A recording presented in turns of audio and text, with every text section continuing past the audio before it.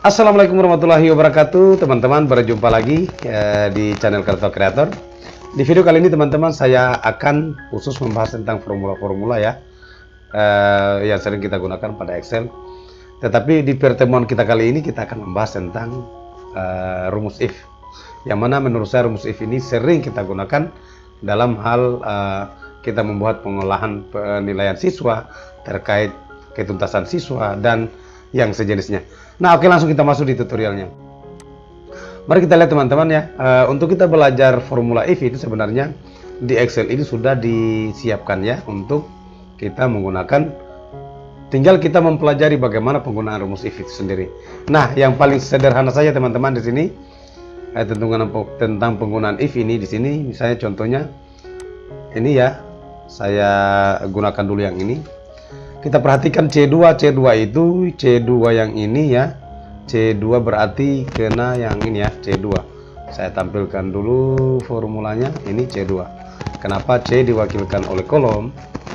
C mewakili kolom sedangkan 2 mewakili baris. Jadi perpotongannya itu disebut C2. Nah, teman-teman, di rumus ini misalnya if jika C2 sama dengan tertulis yes, maka memunculkan 1.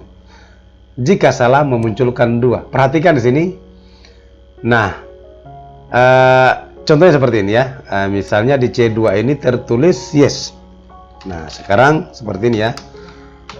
Tinggal kita buat rumusnya sama dengan if dalam kurung. Perhatikan C2 berarti kita klik yang ini, C2 sama dengan tertulis. Ingat, kalau kita berbicara teks maka kita harus selalu menggunakan tanda kutip ya. Tertulis yes, tanda kutip lagi, titik koma. Ingat, titik koma. Nah, di sini dicontohkan sebagai koma ya. Kenapa? Ini adalah merupakan penggunaan format bahasa Inggris. Tetapi di Excel saya sudah menggunakan format bahasa Indonesia ya. Jadi pengaturannya itu bisa kita lakukan pengaturan di control panel. Nah, sekarang saya lanjutkan. Jika C2 tertulis yes, C2 yang ini tertulis yes, maka yang dimunculkan adalah 1. Nah, sekarang kita lihat. Selain itu, jika dia salah maka dimunculkan 2. Perhatikan, teman-teman, rumusnya sesederhana ini. Jadi di sini kenapa saya tidak menggunakan tanda kutip bagi kita pemula ya? Kenapa tidak menggunakan tanda kutip? Karena di sini adalah pembacaan angka atau diistilahkan dalam bahasa pemrograman itu ya integer ya, integer dengan string. Nah, di sini saya tidak menggunakan tanda kutip karena pembacaannya angka. Oke, saya enter, maka yang dimunculkan di sini adalah 1. Kenapa? Karena di sini adalah tertulis yes. Jika C2 sama dengan yes, maka yang dimunculkan adalah 1. Selain dari itu, maka dimunculkan 2. Bisa dipahami ya, teman-teman? Berarti kalau misalnya di sini tertulis no, maka secara otomatis di sini yang akan dimunculkan adalah 2. Bisa dipahami ya? Selain dari yes, maka yang dimunculkan itu adalah 2. Terkecuali tertulis yes, maka yang dimunculkan adalah 1. Nah, oke, saya kira ini gampang ya. Kemudian berikutnya lagi ya. Ini ya penjelasannya, kalau misalnya C2 itu ya yes, maka yang terjawab adalah angka 1. Nah, selain dari itu maka yang dimunculkan adalah 2. Oke, kita lanjut lagi. Di sini kita turun lagi ke bawah. C2 ini ya yang saya jelaskan tadi. Kita geser lagi. Nah, perhatikan lagi. Di sini C2 sama dengan 1, maka yes. Kemudian selain dari itu adalah no. Nah, kita tulis lagi di sini angka 1. C2 sama dengan 1. Nah, sekarang kita rubah, berarti di sini C2 itu sama dengan 1. Oke. Kemudian kalau misalnya sama dengan 1, maka tertulis yes. Begitu ya. Sekarang kenapa saya menggunakan tanda kutip? Karena pembacaan teks. Terus berarti selain dari itu menggunakan no, atau misalnya kita tulis tidak. Enter. C2 sama dengan 1 dimunculkan yes. Kalau bukan 1, selain dari 1 maka no. Iya, kalau misalnya 2, no. Tidak. 3, 4, dan seterusnya, maka akan dimunculkan adalah tidak. Sorry. Oke, kita melangkah lagi berikutnya teman-teman. Nah, di sini jika C2, perhatikan, jika C2 lebih kecil dari B2, perhatikan C2 ini. Oke, langkah bagusnya saya copy ya. Ini bisa di copy enggak ya ini? Oke, ini tidak bisa di copy. Oke, saya lanjutkan lagi yang ini. Nah, sekarang kalau misalnya yang sering kita buat untuk pengolahan nilai siswa itu entah yang sejenisnya, misalnya di sini siswa tersebut dia memiliki nilai 87. Kemudian di sini kita buat misalnya. Jadi yang kita buat itu ini dulu ya. Misalnya bukan cuma sama dengan, misalnya C2 itu lebih besar. Perhatikan, lebih besar dari, misalnya KKM-nya adalah 80 atau 75 ya, 75. Sekarang kita lihat C2 lebih besar dari 70 dinyatakan lulus. Oke. Jadi selain dari itu maka dikatakan tidak lulus. Nah, kalau kriterianya itu benar, maka yang dimunculkan itu adalah yang pertama dulu. Ini yang pertama, ini yang kedua. Oke. Jika C2 itu lebih besar dari 70, nah kita perhatikan. C2 ini adalah 87. Benar ya? Berarti kondisinya ini adalah benar. Jika kondisinya benar, yang dimunculkan adalah kondisi pertama. Jika salah, maka yang dimunculkan adalah kondisi kedua. Kita enter. Nah, yang dimunculkan adalah lulus. Nah, kalau misalnya di sini adalah 65, berarti yang ditulis itu adalah tidak lulus. Kenapa? Karena kondisinya tidak benar. Ya, logikanya tidak benar. Kenapa? Karena 65 itu harusnya lebih kecil dari 70. Bisa dipahami? Oke. Berikutnya teman-teman, kita akan membahas terkait yang ini.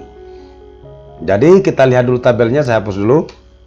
Dari B2 ya, B2. Dari B, rumusnya C2. Oke. Berarti di sini ya judulnya. Good Gated. Kemudian aktual. Kemudian status. Kemudian amount over. Oke.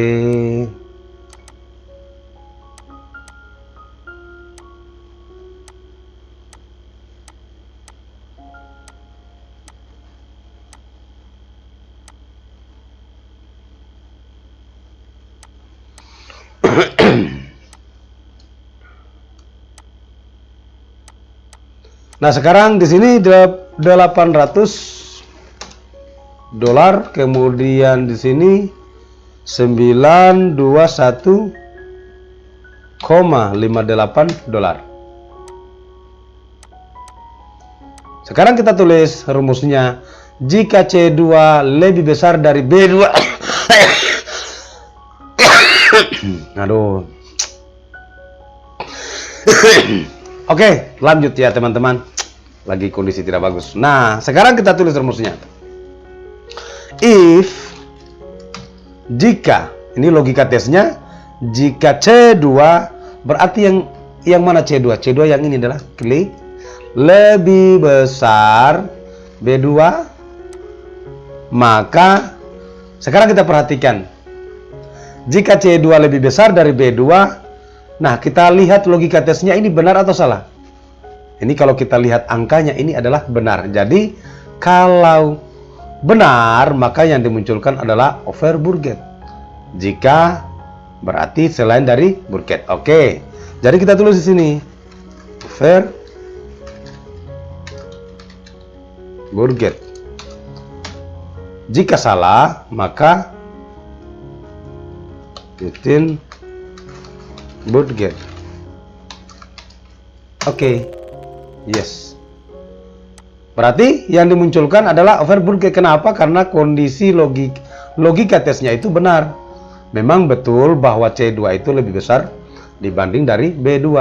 Nah, kalau misalnya ini terbalik, atau misalnya ini lebih kecil, maka yang dimunculkan itu adalah within budget. Nah,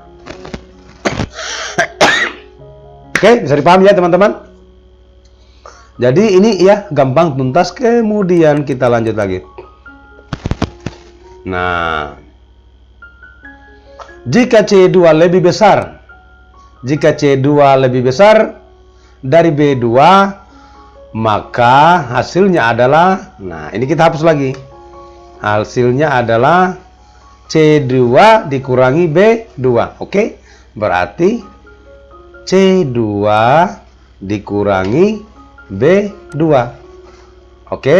Selain dari itu, maka adalah 0. Nah, sekarang menurut teman-teman, ini yang terjawab apa? Apakah hasil pengurangan C2 kurang B2 atau 0?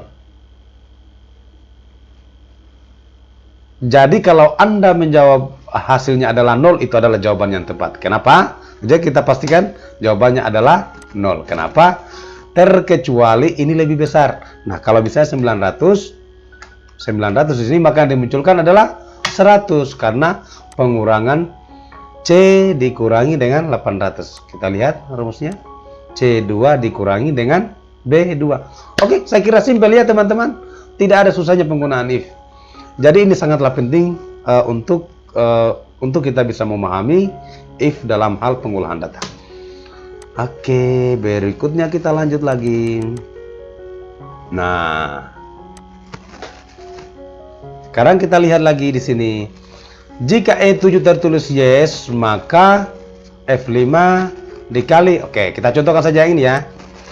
Sama dengan, anggaplah di sini kita tulis yes. Yes ya. Sama dengan jika E5 tertulis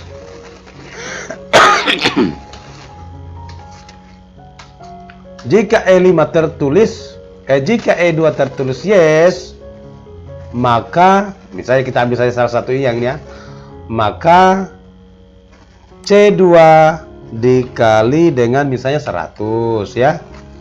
Selain dari itu adalah 0. Nah, sekarang menurut teman-teman apa jawabannya? Jawabannya adalah 90.000 ya. Karena hasilnya adalah C2 dikali dengan 100. Kenapa? Karena E2 ini tertulis yes. Kita enter 90.000. Nah, kalau misalnya di sini tertulis 0, maka hasilnya pasti 0. Oke, karena pengecualiannya adalah 0. Nah, kalau misalnya pengecualiannya dikosongkan, tanda kutip 2 kali, hasilnya adalah kosong. Paham ya?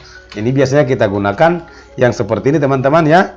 Ya, kalau misalnya dalam penerapannya itu, misalnya kita bikin nomor, misalnya di sini row ya, row sama dengan row. Kita pastikan berapa. Ini kita menulis angka ya, kurangi dengan row di atasnya. Ini biasanya saya sering gunakan begini, misalnya jari 1 ya. Ini kita kunci.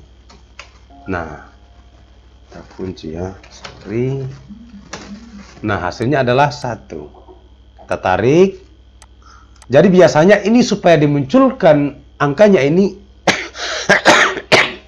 dimunculkan angkanya kalau misalnya ini tertulis. Nah, ini bisa kita gunakan seperti ini ya. Kita kurung lagi yang ini. Baru kita copy ya, kita cut saja. Jika ini sama dengan ya seperti ini, sama dengan tanda kutip, sama dengan tidak tertulis, tidak ada tulisannya, maka seperti itu ya, maka hasilnya adalah kosong juga. Tetapi kalau tertulis, selain dari itu tertulis, maka yang dihasilkan adalah nomornya. Nah, ini masih kosong. Kenapa? Karena belum tertulis. Kalau tertulis saya, maka langsung dimunculkan aku, beta, watashi, kimi, langsung dimunculkan ya. Saya kira ini bisa dipahami. Oke, lanjut. Kita teruskan lagi. Nah, oke, ini tinggal dipelajari sendiri ya teman-teman. Jadi teman-teman, untuk kita belajar formula di Excel itu sebenarnya belajar sendiri saja ya. Pengalaman pribadi, belajar sendiri saja. Jadi di sini banyak formula ya, finansial, logical test, teks. Misalnya kita mau belajar left ya, left. Di sini sudah ada rumusnya sama dengan left ya. Dalam kurung ini tinggal dimunculkan. Nah, bagaimana supaya dimunculkan bantuannya? Bantuan dari penjelasan tentang left ini tinggal klik saja yang ini. Yang penting Anda terkoneksi dengan internet. Jika Anda terkoneksi dengan internet, maka ini langsung dimunculkan di samping bagian kanan. Di bagian kanan akan dimunculkan bantuan atau help-nya. Oke? Ya, mudah-mudahan penjelasan sederhana tentang penggunaan formula if bisa kita pahami bersama. Yang jelas kita sama-sama belajar. Intinya bahwa pengetahuan itu ya, ilmu yang kita dapat sebenarnya adalah, misalnya kita belajar Excel, pada dasarnya kita bilang semua. Hanya saja yang pintar itu adalah pembuat aplikasinya. Jadi di pembuat aplikasi ini dia sudah siapkan memang tentang dokumen-dokumen penggunaan formulanya. Nah, terkait bahwa orang sudah sudah duluan mengetahuinya, tinggal dia buatkan tentang video-video tutorialnya. Ya, jadi ini sebagai motivasi ya, memotivasi teman-teman untuk kita belajar sama-sama bahwa sebenarnya untuk belajar ini ya, tinggal kita masuk di bantuan helpnya. Saya channel Kreator, mudah-mudahan apa yang saya jelaskan bisa dipahami, dan saya akhiri. Assalamualaikum warahmatullahi wabarakatuh.